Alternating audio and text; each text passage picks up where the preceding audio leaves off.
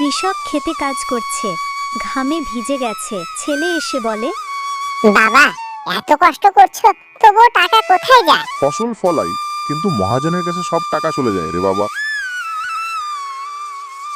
স্ত্রী পানি নিয়ে আসে, সান্ত্বনা দেয়।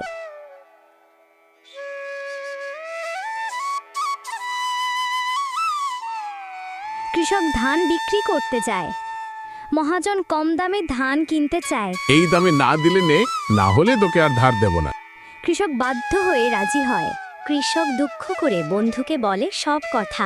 শুধু মহাজনের ওপর নির্ভর করলে চলবে না। গ্রামের লোক মিলে যদি মেলা বসাই, সরাসরি শহরে বিক্রি করি, তাহলে ভালো দাম পাবি। কৃষকের চোখে আশা জাগে।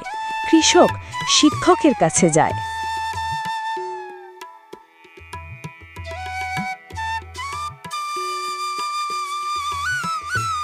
তুমি একা নও, গ্রামের সবাই মিলে কাজ করলে সমবায় গড়ে তুলতে পারো।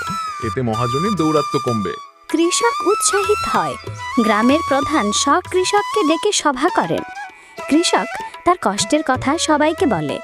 গ্রামবাসী মহাজনের বিরুদ্ধে দাঁড়াতে সম্মত হয়। আমার ছাড়া তোদের চলবে না। গ্রামবাসী সমবায় করে সরাসরি ফসল বিক্রি শুরু করে। কৃষক ভালো দাম পায়, ঋণ শোধ হয়। মহাজন একা হয়ে যায়।